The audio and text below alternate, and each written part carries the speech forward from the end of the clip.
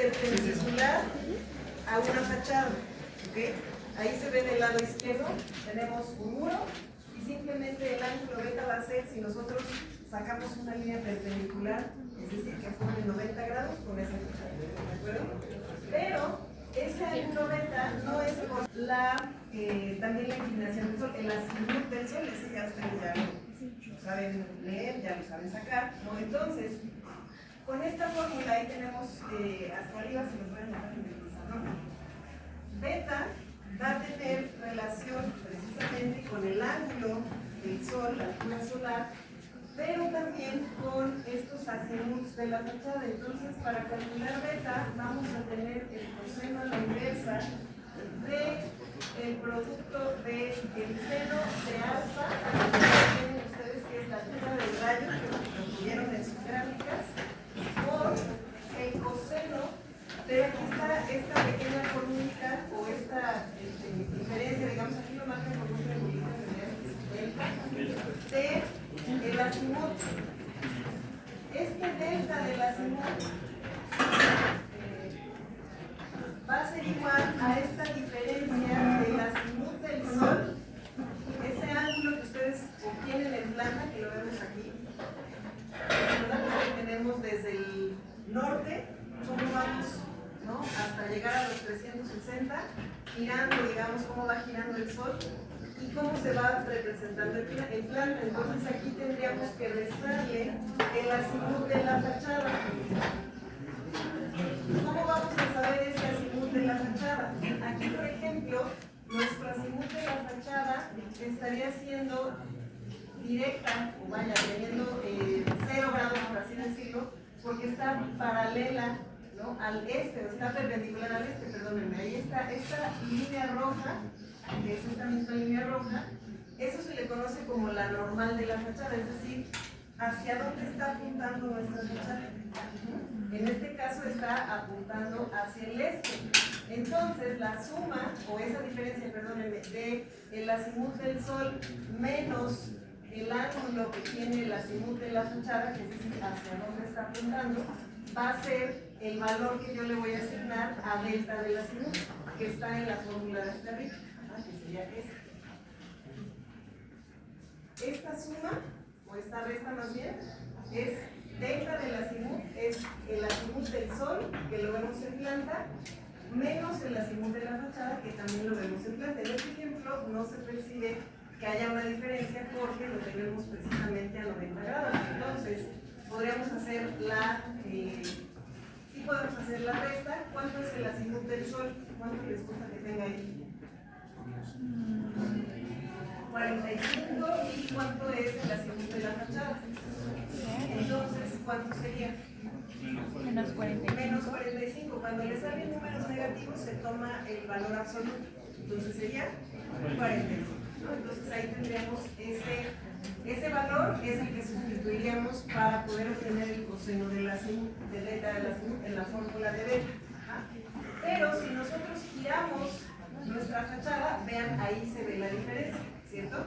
¿Hacia dónde está la normal de la fachada o la perpendicular de la fachada?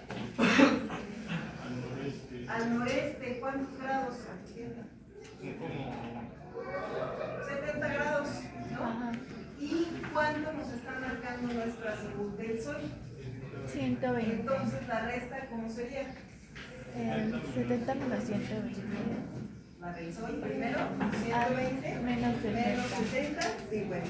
¿No? Y entonces ese es el dato que yo estaría sustituyendo en mi fórmula. ¿Sí estamos? Fácil, ¿cierto? Lo podemos ver más fácil en planta, ¿no? Porque yo les había presentado este dibujito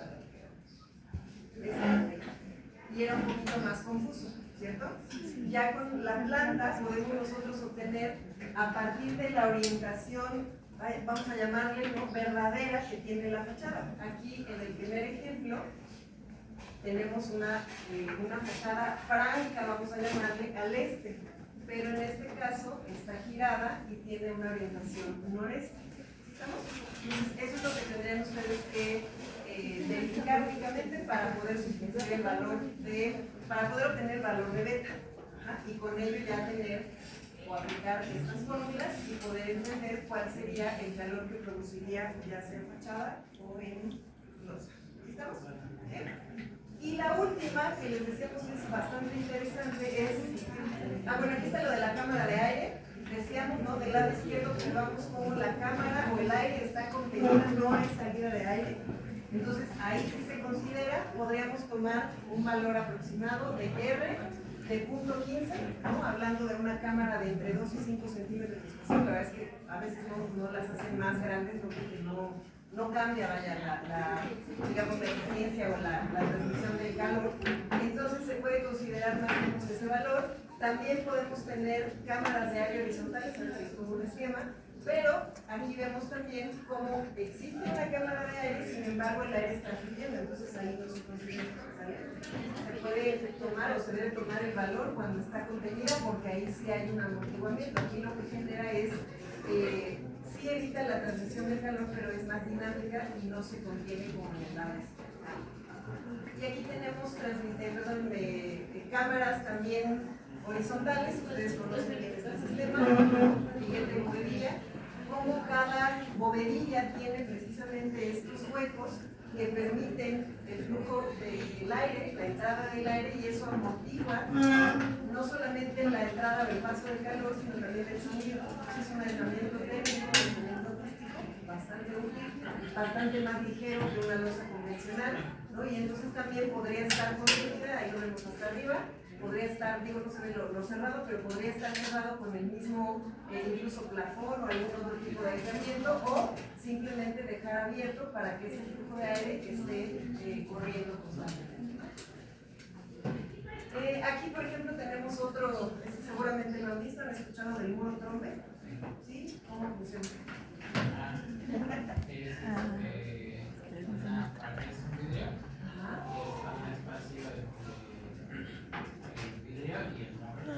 Eso es lo que vi en el cuaderno de mi. Exactamente.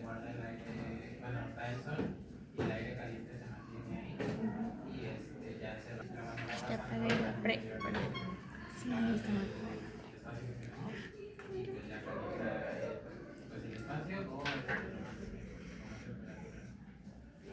Lo calienta, digamos, ¿no? En términos Ya hace generales. 3 semanas que no tengo club porque Patiño está en el hospital.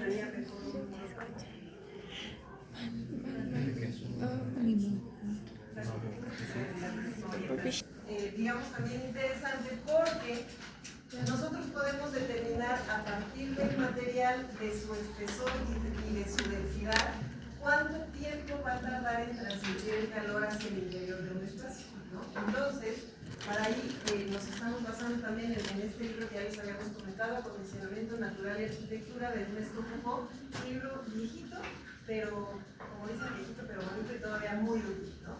1979.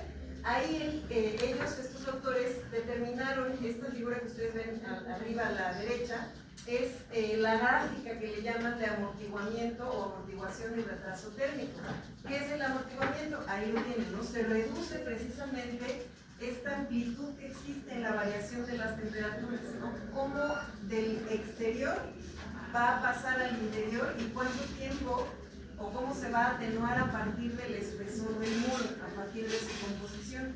Y eso va a generar entonces el retraso térmico, es decir, cuánto tiempo desde que empieza a incidir el calor o a entrar el calor por el material va a tardar en llegar al interior. Ese retraso térmico depende precisamente de esto que se conoce como velocidad de difusión térmica, y todos los materiales tienen esta capacidad, digamos, de transmitir el calor, pero va a depender de su densidad y de su espesor, qué tan rápido o qué tan lento va a permitir ese paso de calor. Entonces, ahí tenemos ya la última fórmula que les vamos a presentar para el tema de calor. Este retraso térmico, ¿cómo se está midiendo? Este valor que ven ustedes de 1.382 ya es una constante, ¿no? Que se sacó igual de una fórmula para poder determinar las cargas térmicas. Y aquí tenemos nosotros que considerar este valor que es la difusividad térmica, que es BD, por el espesor del material, ¿no? Entonces ahí lo que tenemos nosotros que conocer es precisamente este valor de BD, que tiene que ver con, otra vez, coeficiente de transmisión de calor, que ya lo habíamos visto, el coeficiente K.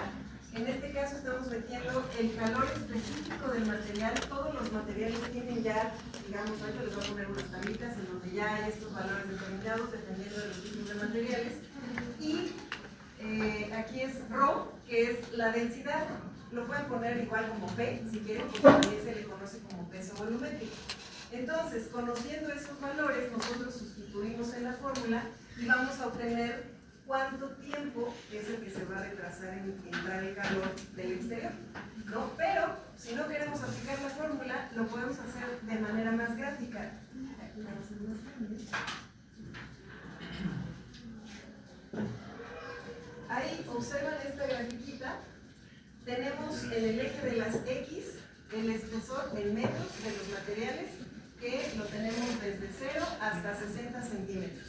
Entonces, imagínense, un muro ancho, ¿no? Puede ser de 15, ¿cuál sería el más común de los espesores de muros que nosotros conocemos? 15, que es un tabique, pero puede haber 30, ¿no? Puede incluso haber hasta más, pero la realidad es que más allá de 60 ya, no se desarrolla, es hasta, pues es excesivo porque quita demasiado espacio en el interior. Entonces tenemos el espesor del material y del lado de las Y tenemos el tiempo que tardaría en transmitir ese calor. Tenemos desde 0 minutos hasta 20 horas. ¿Ah? Fíjense cómo un material muy denso, que podría ser, ahorita vamos a